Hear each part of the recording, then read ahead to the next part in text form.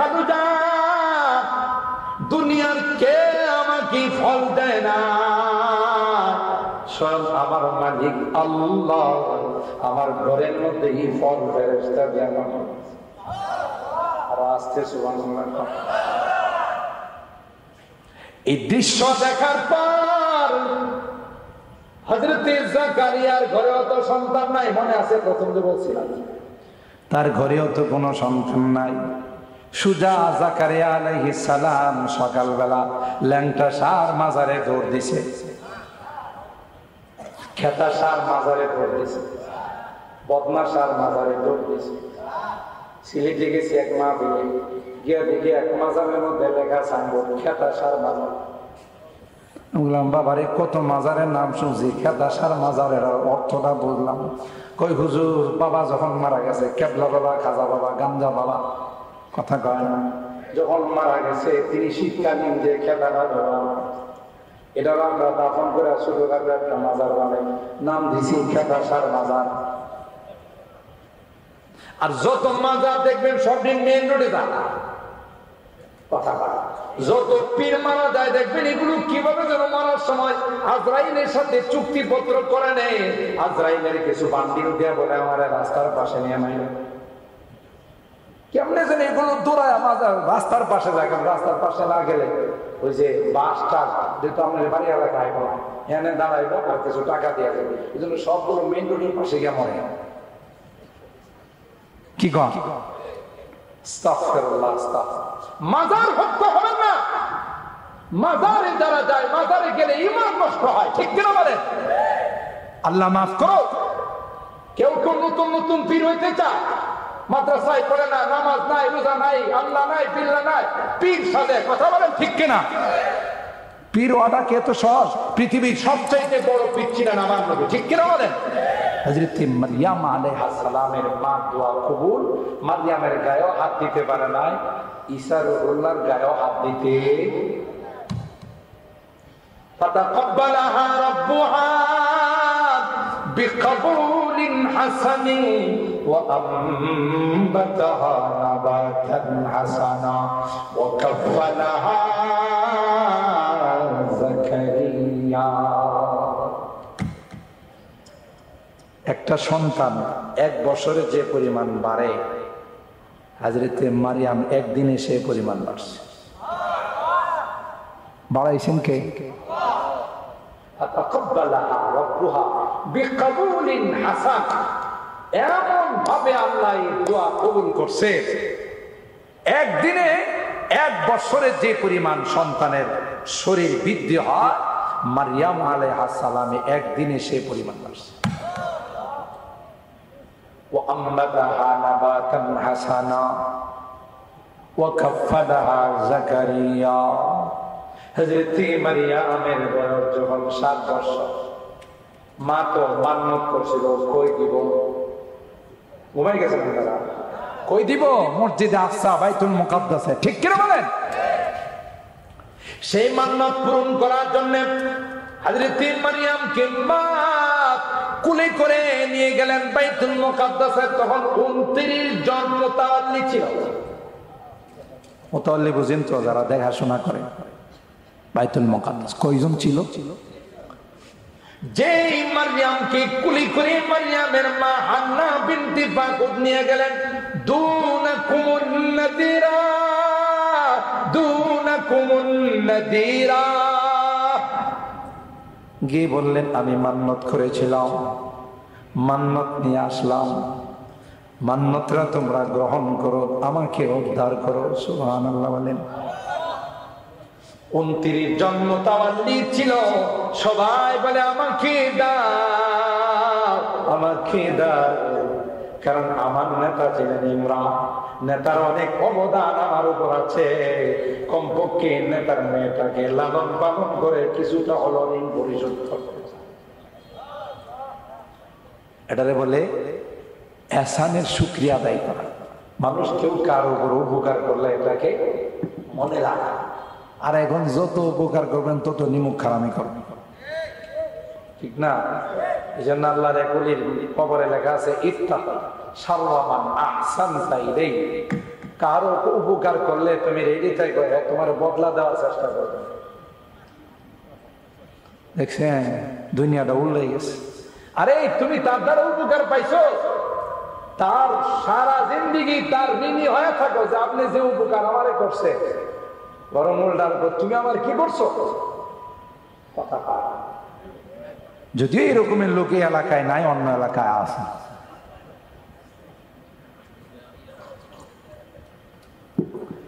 সব মুতাওয়াল্লিরা সব মুতাওয়াল্লিরা অগ্রসর হয়ে আসলো আর বলল, নেতার কিছুটা অবদানের শুকরিয়া আদায় করতে চায়, নেতার অবদানের এহসানের শুকরিয়া আদায় করি। বাচ্চাটা আমার কাছে দেন গো, আমি তা লালন পালন করে কিছুটা ঋণ পরিশোধ করতে পারি কিনা। বাচ্চা হইলে একটা হাইসে কয়জন তাফসীর মাহফিলে একটু কথা কওয়া লাগবো, কয়জন? 29 জন। 29 জনকে দিতে পারবো? বাচ্চা তো একটা। 29 জনের মধ্যে একজন ছিল হযরতে মারইয়াম আলাইহিস সালামের খালু জাকারিয়া আলাইহিস সালাম। সুবহানাল্লাহ কইবেন না? জাকারিয়া কি সাধারণ মানুষ না নবী? তিনিও ছিলেন একজন। সিদ্ধান্ত নিলেন সবাই মিলে, ভাই এই জাবাজাবির দরকার নাই, বাড়াবাড়ির দরকার নাই, লটারিও। আবার এই লটারি না যে লটারি মাইক দেখ কয়ে যার যদি লাগিয়া যায়, এটা না কথা। আপনারা আবার মনে করেন না লটারি মনে আছে ইসলামে, এই যে তফসিরে পেয়ে গেছে, এটা যে মাইক দেয় আর কয় যদি লাগিয়া যা। আপনারা কোনো যে 10 টাকার একটা কাপ নেন, যদি আপনার ভাগ্য খুলে যায় আপনি 20 লাখ টাকা পাই যাবেন, এটা জুয়া। কথা কয় না, এটার নাম হলো জুয়া, এটা লটারি নয়। এই লটারি হলো কে দায়িত্ব নিবে এটা আমরা সিদ্ধান্ত নেব না, লটারির মাধ্যমে যার নাম আসবে সেই, ঠিক কিনা বলে? এরকমের লটারি আল্লাহ নবীর জীবনও হয়েছে। কেমন? বুখারী শরীফের হাদিস যে আল্লাহর হাবিবের জামানায় আল্লাহর হাবিব যখন সফরে যাইতেন, সব আম্মা জানরাই সফরে যাইতে চেষ্টা করতেন, সবাই দুনিয়া যাচ্ছে না, লটারি দিতে, লটারিতে যার নাম আসতো তার নিয়ে আল্লাহ নবী সফরে দেখতেন। সুবহানাল্লাহ। তাই দেখ লটারি হোক, নাম দিয়ে লটারি হবে, লটারির মধ্যে যার নাম আসবে সেই মারিয়ামের দায়িত্ব দিবে। সুবহানাল্লাহ। লটারিটি প্রত্যেকের নাম লিখে লিখে যে কলম দিয়ে তাওরাত লেখা হতো, ওই কলমের মুখের মধ্যে নাম দিয়ে ছেড়ে দেওয়া হতো, স্রোত যেদিকে সেদিকে ছেড়ে দেওয়া হতো। স্রোতের সাথে সাথে যার নাম চলে যাইত, বোঝা গেল লটারির মধ্যে ফেল। কেন? সাথে সাথে জায়গা আয় না। কথা কাট। এইভাবে 29 জনের 8 জনের নাম দেওয়া হলো, কারো নামের লটারি আসে নাই। শেষ পর্যায়ে জাকারিয়া আলাইহিস সালামের লটারি দেওয়া হলো। সুবহানাল্লাহ। হযরত জাকারিয়ার নাম দিয়ে যখন লটারি দেওয়া হলো, লটারি দিয়ে স্রোতের মধ্যে তাওরাত লেখা কলম যখন ছেড়ে দেওয়া হলো, সুজা কলমটা নিচের দিকে স্রোতের দিকে না যায় কই মাছের মতো উজানো শুরু করছে। বৃষ্টি এলে কই মাছ বোঝায় না, একই পানির সাথে জানা উল্টায়, পানির সাথে যায় না, স্রোতের সাথে যায় না, উল্টা আসা শুরু করে দিল। সবাই কয় লটারিতে জাকারিয়া পায়া গেল। সুবহানাল্লাহ। আর আল্লাহর মানসা ছিল না না, যদিও তারা ইমরানের শিষ্য, মারিয়ামের হিতাকাঙ্ক্ষী, কিন্তু না না, মারিয়াম যখন সাবালিকা হয়ে যাবে তাদের সাথে দেখা করা তার জায়েজ নাই। সুবহানাল্লাহ। এই জন্য এমন ব্যক্তিকে জিম্মাদার বানাইলাম, এমন ব্যক্তির হাতে মারিয়ামের লালন পালনের দায়িত্ব দিলাম, যার সাথে মারিয়ামের দেখা দেওয়া জায়েজ আছে। খালুর সামনে ভাগ্নি যাইতে পারে না? কথা পারে না, পারে না, পারে না, জায়েজ আছে না নাই? ওয়াকাফালাহা জাকারিয়া, হযরত জাকারিয়া দায়িত্ব নিয়ে নিল। আল্লাহু আকবার বলেন। নিয়ে মসজিদে আকসার মধ্যে বাইতুল মুকাদ্দাসের একটা জায়গাতে নিরাপদ একটা কামরা বানাইল, যে কামরার ভিতরে শুধু মারিয়াম থাকে, আর কেউ যাইতে পারে। খালুজান মাঝে মধ্যে গিয়ে তার খাবার দাবার কসমেটিক্স তেল বানিয়ে দিয়ে আসে। একদিন হঠাৎ করে দরওয়াজা বাহির গিয়া তিনি তালা লাগাইলেন। হঠাৎ করে একদিন ঘরে ঢুইকা দেখে মারিয়ামের কামরাটা সব রকমের ফল ফ্রুট দিয়া কানাই কানাই হইল গেছে। এমন ফল এখন কি বাজারে রূপালি আম পাওয়া যাবে, সোনালি আম পাওয়া যাবে, ল্যাংড়া আম পাওয়া যাবে, কানা আম পাওয়া যাবে? কথা কোন আমই এখন বাজারে নাই, আমের মৌসুম নাই, ঠিক কিনা বলেন? কিন্তু কি দেখে যে ফলের মৌসুম না ওই ফল দিয়ে মারিয়ামের কামরা হয়ে গেছে। হঠাৎ করে যদি কারো ঘরে এখন আপনি কারো বুতল বাজারে কারো দোকানে যদি গিয়া দেখেন এই মৌসুমের ফল না অন্য মৌসুমের ফল, তার ঘরের মধ্যে ভরা আছে, যেমন জাম, যেমন রূপালি আম, ফজলি আম। কথা কয় না? আপনি কবেন না ভাই আম পাইলেন খুব, এমতি আম বাজারে নাই, মৌসুম নাই, কবেন না? যেই মারিয়ামের কামরায় এই বেমৌসুম ফল হযরত জাকারিয়া দেখলে, দেখার পর জিজ্ঞাসা করলো জাকারিয়া তার মারিয়াম আলাইহিস সালাম, قال يا مريم أنى لك هذا। মারিয়াম এই ফল করতে গেল তো বাজারে, আউট অফ দ্য মার্কেট, তো মার্কেটে নাই কোথাও, তুমি এই ফল কে দিয়ে গেল? আর তারা চাবি তো আমার কাছে, কেউ দিয়ে গেলেন তো তারা ছাড়া, তারা খুললো কেন? আশ্চর্য হলো। قال يا مريم أنى لك هذا। ছোট বাচ্চাটা কি জবাব দেয় দেখেন, যে পাখি উড়াল দেয় বাসার থেকে চিনা যায়, ঠিক না? ছোট বাচ্চা কি সুন্দর জবাব। قالت هو من عند الله। এ খালুজা, দুনিয়ার কে আমাকে ফল দেয় না, সব আমার মালিক আল্লাহ আমার ঘরের মধ্যে এই ফল ফেরেশতা দিয়ে আমাকে। আর আস্তে সুবহানাল্লাহ। এই দৃশ্য দেখার পর হযরত জাকারিয়ার ঘরেও তো সন্তান নাই, মনে আছে প্রথম যে বলছিলাম, তার ঘরেও তো কোনো সন্তান নাই। সুজা জাকারিয়া আলাইহিস সালাম সকালবেলা ল্যাংটা সার মাজারে দৌড় দিছে, খেতা সার মাজারে দৌড় দিছে, বদনা সার মাজারে দৌড় দিছে। সিলেটে গেছি এক মাহফিলে, গিয়া দেখি এক মাজারের মধ্যে লেখা সাইনবোর্ড খেতা সার মাজার। বললাম বাবারে কত মাজারের নাম শুনছি, খেতা সার মাজারের অর্থটা বুঝলাম। কই হুজুর বাবা যখন মারা গেছে, কেবলা বাবা, খাজা বাবা, গাঞ্জা বাবা, কথা কয় না, যখন মারা গেছে তিনি শীতকালীন যে খেতাটা ব্যবহার, এটা আমরা দাফন করে ছোটখাটো একটা মাজার বানাই, নাম দিছি খেতা সার মাজার। আর যত মাজার দেখবেন সবদিন মেইন রোডে যান, কথা কয়।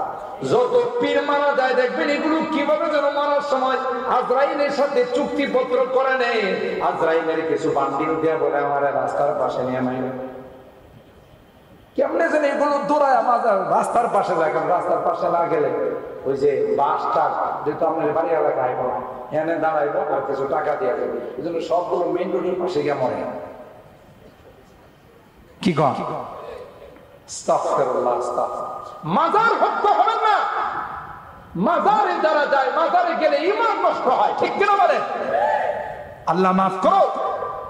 কেউ কেউ নতুন নতুন পীর হইতে চায়, মাদ্রাসায় পড়ে না, নামাজ নাই, রোজা নাই, আল্লাহ নাই, বিল্লাহ নাই, পীর সাজে, কথা বলেন ঠিক কিনা?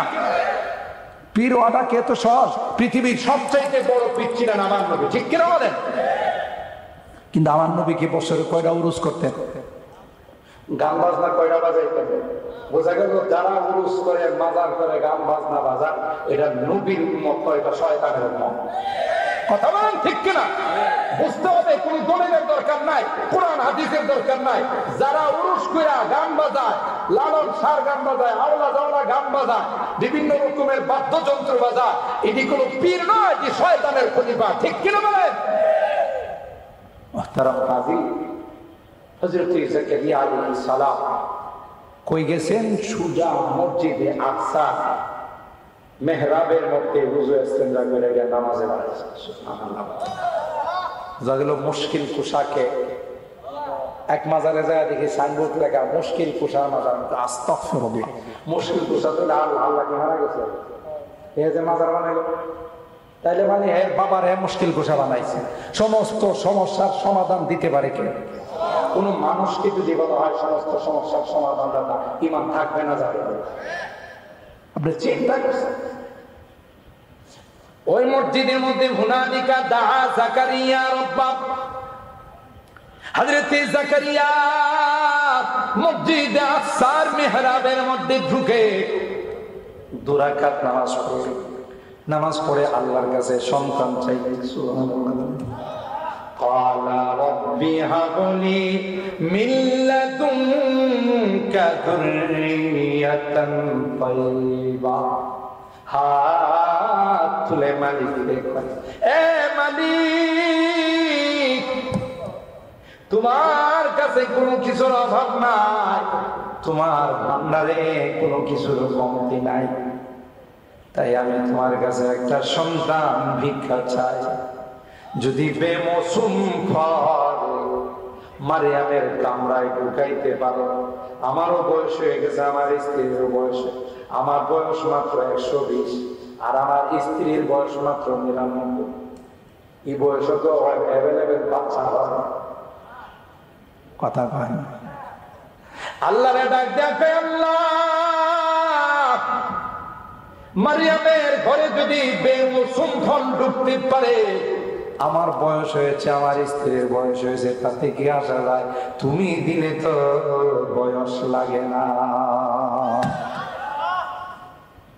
এখানে আমি অনেক বয়ানে বলি, হযরত জাকারিয়া কিন্তু শুধু সন্তান চায় না, আল্লাহ আমার একটা ছেলে দিও, একটা মেয়ে দিও, সন্তান চায় নাই, বরং তার দোয়ার মধ্যে বলছে রব্বি হাবলি মিন লাদুনকা যুররিয়াতান তাইয়্যিবা।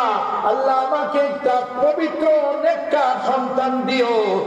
কারণ যদি শুধু সন্তান দেয় না, চোর হইতে পারে, ডাকাত হইতে পারে। কথা কয় না? চুরি করে ডাকাতি করে জিন আসা, কথা কয় না? আমার গাড়িতে ডাকাতি করছে, দেখছি দাঁড়িয়ে আছে। আবার করতে হুজুর আপনার বড় সম্মান করি, আমার গায়ে হাত দিব না। আমি কই সম্মানে যদি করতাম তাহলে আমার গাড়ি আটকে লাগে। হুজুর কি করবো, পেটের জায়গা, গায়ে হাত দিব না, যা আছে দিয়ালাম, দেখি যে দাঁড়িয়ে আছে। কথা কয় না? তাইলে বুঝা গেল যারা ডাকাতি করে, সন্ত্রাসী করে, চামড়াবাজি করে, সুদ খায়, ঘুষ খায়, এটিও কিন্তু সন্তান। মা বাবা আল্লাহর কাছে এইভাবে দোয়া করে না, আল্লাহ আমার ঘরে একটা নেককার সন্তান দিও। নেককার সন্তান যদি হতো মাদিয়াতা মাদ্রাসার প্রিন্সিপাল আবুল কাসেম সাহেবের মতো হয়তো। ঠিক কিনা বলেন?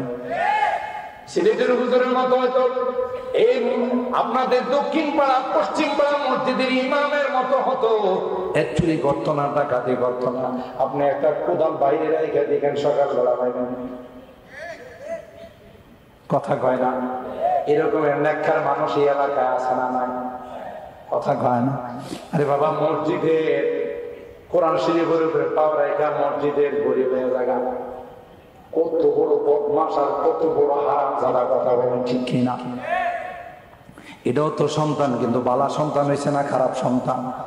জোরে কম।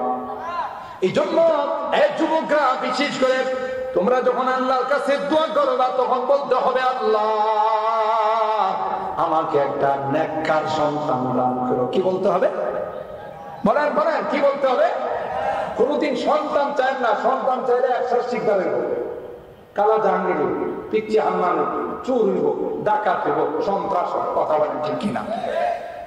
জাকারিয়া আলাইহিস সালাম শিখাইছে قال رب هب لي من لدنك ذرية طيبة إنك سميع الدعاء